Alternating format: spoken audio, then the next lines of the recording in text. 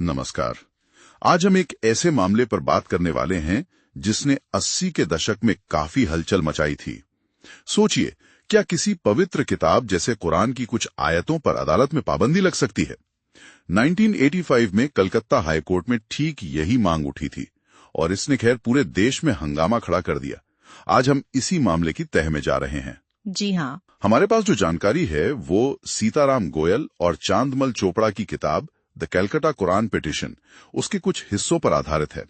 हमारा इरादा है कि इस किताब के जरिए हम मामले को समझें कि याचिका क्या थी, उसमें क्या दलीलें दी गईं और फिर अदालत ने क्या फैसला सुनाया। बिल्कुल, ये मामला जैसा आपने कहा 1985 का है। चांदमल चोपड़ा ने पश्चिम बंगाल सरकार के खिलाफ एक रिट याचिका दायर की थी। रिट याचिका मतलब वो खास अर्जी जो सीधे हाई कोर्ट या सुप्रीम कोर्ट में लगाई जा सकती है, खासकर जब मौलिक अधिकारों का सवाल हो।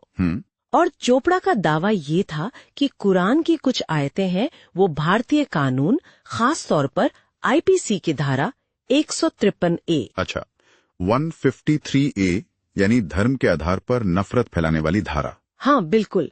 और दूसरी धारा 295A जो जानबूझकर किसी धर्म का अपमान करने से रोकती है।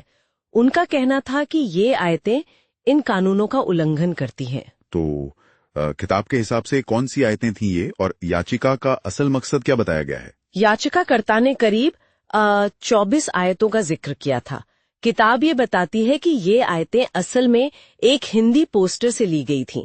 ये पोस्टर दिल्ली में किसी हिंदू रक्षा दल ने छापा था। अच्छा। हाँ, और उस पोस्टर का स्रोत बताया गया था रामपुर के एक मकतबा अल हसनात का छापा हुआ कुरान का संस्करण। याचिका में कहा गया कि ये आयतें मतलब गैर मुसलमानों के खिलाफ हिंसा भड़काती हैं। जैसे कोई उदाहरण है किताब ने? हाँ, दिए हैं। जैसे सूरा 9 आयत 14, उसमें लिखा है उनसे लड़ो, अल्लाह तुम्हारे हाथों उन्हें सजा देगा। या फिर सूरा 4 आयत 89, उन्हें पकड़ो और जहां पाओ कत्ल करो। इस तरह की आयतें थीं। और याचिका का मुख्य तर्क ये था कि भाई जब तक इन आयतों को हटाया नहीं जाता, देश में शांति नहीं हो सकती, सांप्रदायिक दंगे नहीं रुक सकते। जाहिर है इस याचिका से तो राजनीतिक तूफान खड़ा हो गया होगा। बिल्कुल। किताब यही बताती है कि केंद्र सरकार और पश्चिम बंगाल सरकार दोनों ही मतलब तुरंत हरकत में आ गई। उस समय के कानून मंत्री कलकत्ता गए। मुख्यमंत्री ज्योति बसु में तो इसे एक घृणित कार्य तक कह दिया। मामला पहले जस्टिस पद्मा खस्तगीर के पास गया और उनके सिर्फ याचिका सुनने के लिए मंजूर करने पर ही काफी विवाद हो गया था। बाद में केस जस्टिस विमल चंद्र बसाक को सौंपा गया। उन्होंने फिर भारत के अटॉर्नी जनरल और पश्चिम बंगाल के एडवोकेट जनरल की दलीलें सुनी। और जस्टिस बसाक का फैसला क्या रहा? किताब उनके फैसले के बारे में क्या कहती है?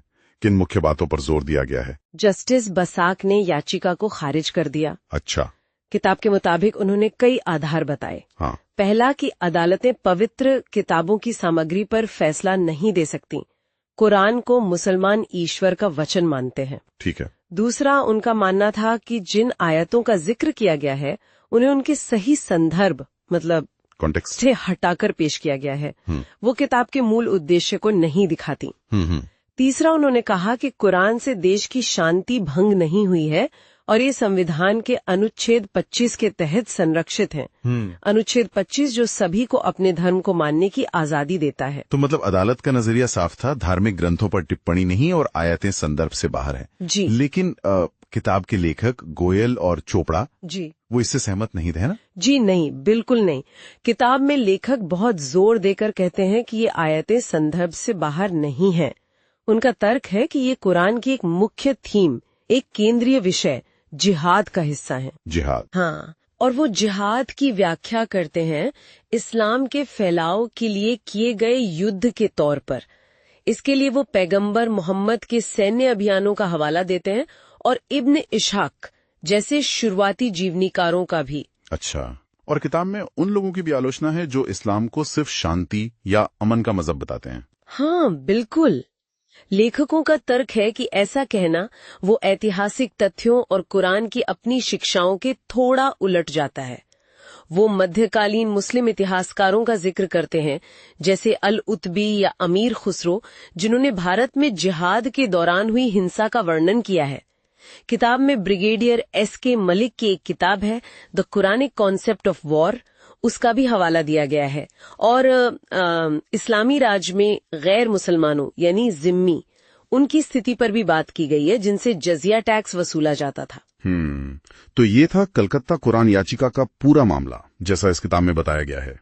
धर्म, कानून, इतिहास, अभिव्यक्ति की स्वतंत्रता, इन सब के बीच एक बहुत ही पेचीदा, एक तरह से कहें तो टकराव। सही कहा। और ये मामला आज भी एक बहुत महत्वपूर्ण सवाल खड़ा करता है कि सदियों पुरानी धार्मिक किताबों की बातों को, उनकी शिक्षाओं को आज के कानूनी और नैतिक माहौल में कैसे देखा जाना चाहिए, कैसे परखा जाना चाहिए। बिल्कुल।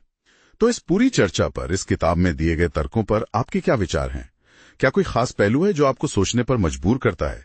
नीचे कमेंट्स में जरूर साझा कीजिएगा। हाँ, हमें इंतजार रहेगा। और अगर आपको ये विश्लेषण जानकारीपूर्ण लगा, पसंद आया, तो इसे लाइक करें, अपने दोस्तों के साथ शेयर करें। और हाँ, ऐसी ही किताबों पर और गहरी बातचीत के लिए हमारे चैनल बुक रिव्यूज 1 को सब्सक्राइब करना ना भूलें। अगली बार फिर मिलेंगे एक नई किताब और एक नई चर्चा के साथ। धन्यवाद। धन्यवाद।